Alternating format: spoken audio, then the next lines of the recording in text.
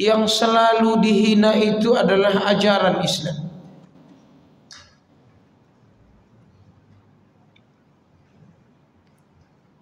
Yang sekarang saya tengok viral-viral, ada pendeta Saifuddin ingin menghapus 300 ayat Al-Quran. Masih berkicau juga dia. Iya. Tapi ada seorang dokter masih tersangka, udah mati deh.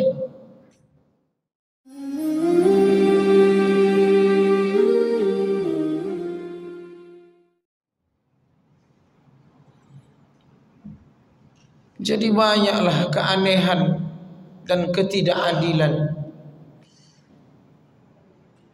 Apa kurang lagi untuk membakar semangat umat Islam ini? Kurang apa coba? Agar kita ini bangkit, agar kita ini sadar bahwa yang mereka inginkan itu cuma satu, tinggalkan Islam. Itu aja. Tidak ada yang lain. Tapi kalau kalian maksiat, pergi ke karaoke, anak-anak kalian sudah hobi game, pergaulan bebas, itu dibiarkan, difasilitasi. Tapi kalau udah bicara agama, pokoknya apa kurang lagi? Logo sudah dipermasalahkan. Saya bilang kemarin begini, kalaulah umat Islam ini sudah masuk momen-momen untuk semangat ibadah, kenapa harus diganggu?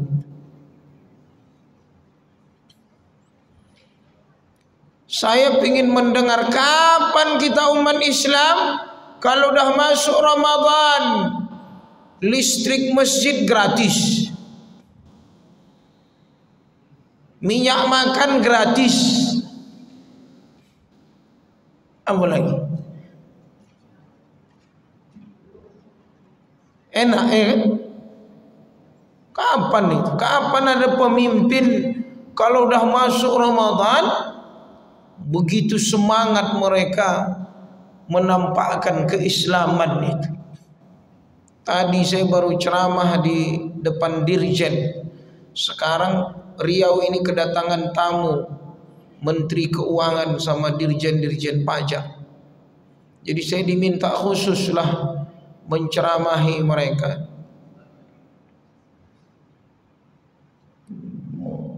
Semua turun, awak pun takut jadi. Tapi kalau dah di atas mimbar, tak ada lagi yang kita takuti kecuali Allah. Keluar juga dia. Saya bilang, kullukum ra'in wa kullukum mas'ulun 'an ra'iyati. Setiap kamu pemimpin, dan kepemimpinan itu nanti akan ditanya, dipertanggungjawabkan.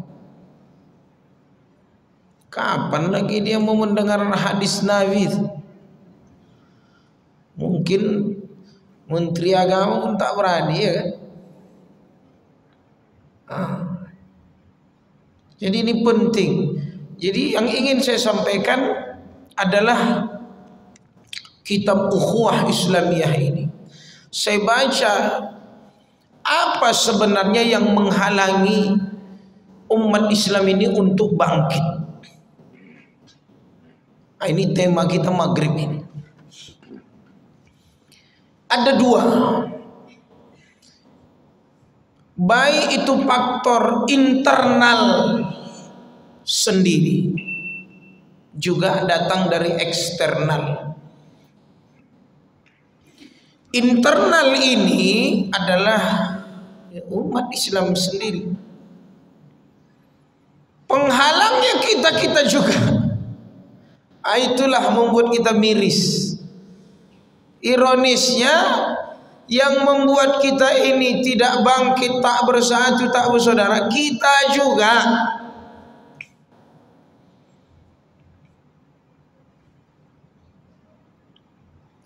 Sampai apa kata Nabi? Yushiku an tatada'a alaikumul umam kama tatada'al akalatu ala qas'atiha. Aku ini khawatir, kata Nabi,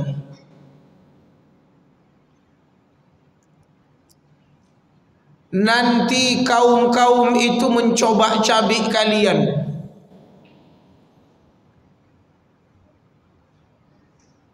Maksud dicoba cabik ini, ya ajarannya diinjak-injak, diperangi, diam, tanpa ada perlawanan.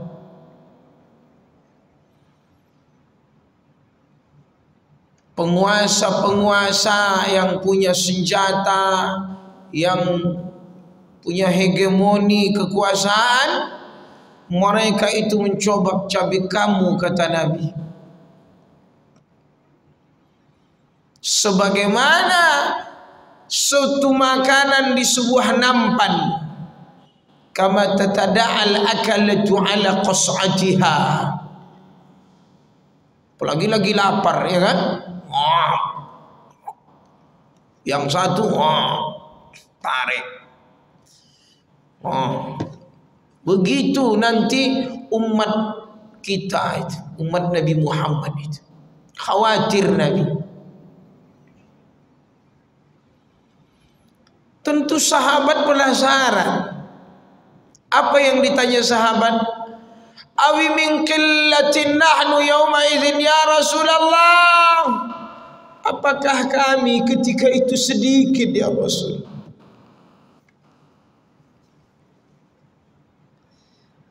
Masuk akal juga.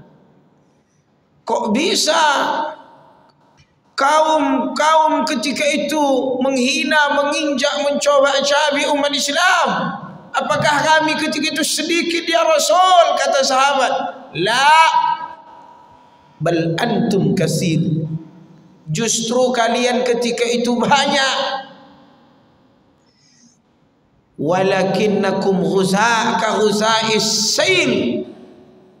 Tapi kalian ibarat buih di lautan. Tahu Bapak Ibu buih? Meletup, gelembung, gelembung, ada gunanya, ada kekuatannya. Kalau ibarat pohon pohon bonsai, cantik, rindang, tapi imut-imut, kecil, enak ditengok. Coba Bapak pernah beli yang sabun yang balon diembus-embus itu? Pecah. Berapa Pak sebiji? 10.000. Padahal sunlight dibuatnya. Cucuk yang pakai warna. Enak ditengok, tapi tak ada manfaat. Padahal kata Nabi, kalian waktu itu banyak, tapi kena bonsai.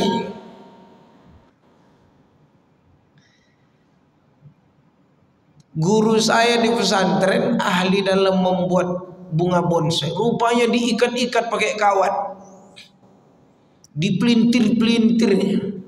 Mungkin kayak begini juga lah kita.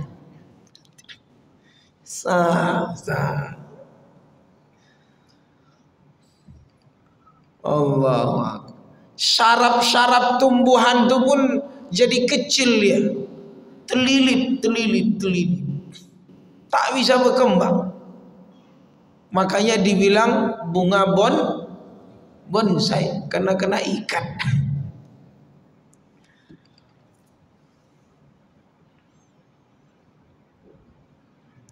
Terus apa hadis itu lanjutannya?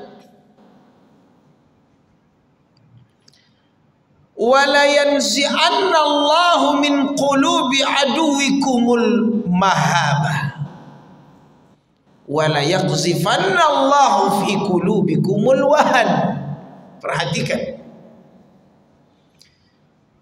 ketika itu kata Nabi, Allah cabut rasa takut musuh akan hebat umat Islam itu, dicabut Allah.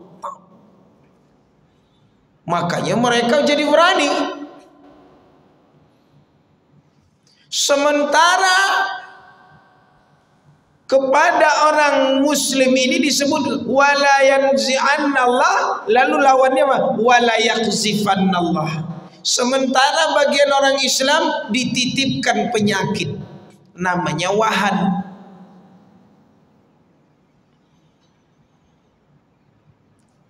Sahabat penasaran, wa mal wahnu ya Rasulullah, apa wahan itu?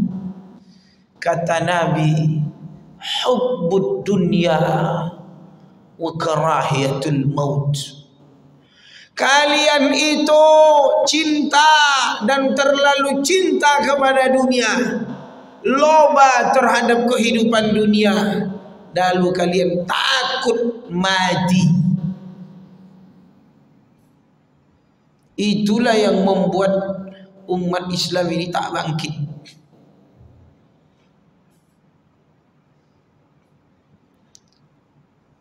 Cobalah saya tanya,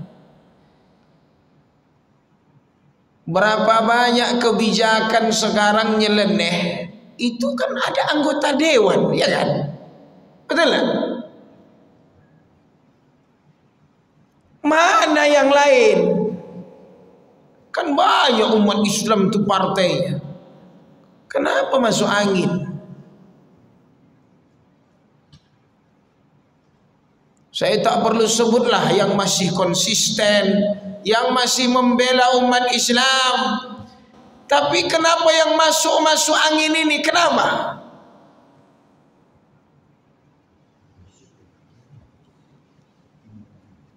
Lambung tengah.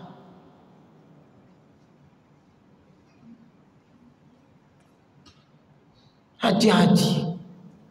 Pesankan ini ke anak cucu kita 5, 10, 15, 20 tahun yang akan datang. Kalau mau bangkit, dua ini harus diwaspadai. Jangan tergiur dengan dunia dan jangan takut mati. Makanya slogannya ish kariman au mut syahidan. Hiduplah hidup yang mulia, kalau mati syahid. Mantap itu. Bangkit itu umat Islam tuh bangkit. Tapi kalau udah besok masuk pemilu datang amplop 500.000 kok cucu juga bandit tuh. Anu kan bangkit, tenggelam.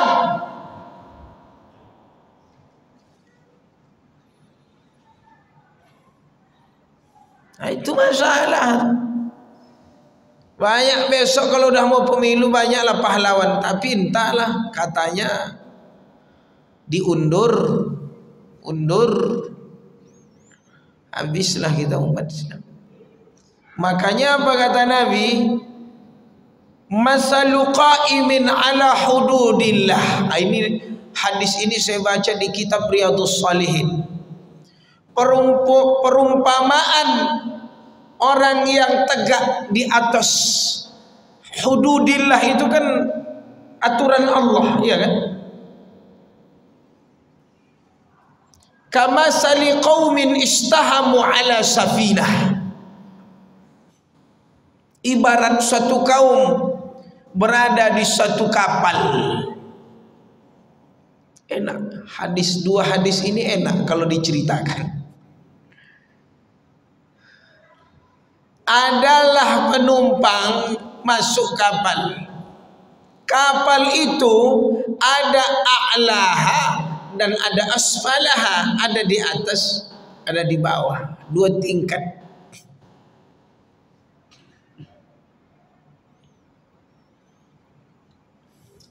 Jadi orang yang di bawah, kata Nabi, mereka itu kan kalau mau mengambil air tentu harus melangkahi orang yang di atas.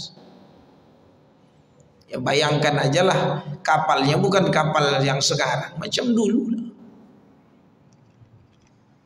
Namanya penumpangnya banyak, dilangkahi. Jadi ada salah seorang penumpang yang di bawah ini berpikiran, kita bolongi aja lah dari bawah nih. Jadi kan enak ngambil air itu, macam keran dia.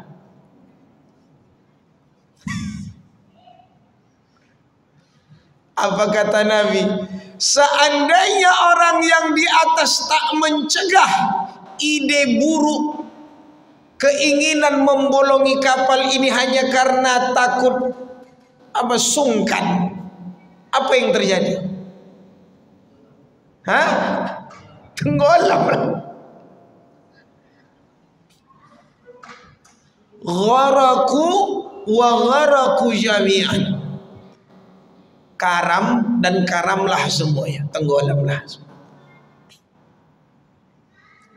Ada yang tahu makna hadis ini? Di mana letak inti hadis ini? Hakikat hadis ini di mana?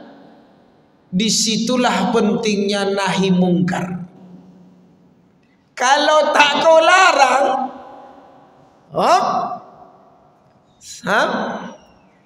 alamat kapal lah karam. Tapi ide kau ni ide gila ini. Jangan macam-macamnya, aku bolong-bolong ini. Kalau bisa kami yang mengambilkan air untuk orang yang di bawah. Tenang aja lah kalian di bawah. Tinggal kalian minta air berapa gelas? 10. Kami kan seember. Kami turun, kami bawa ke bawah. Tapi kalau untuk membolongi tidak.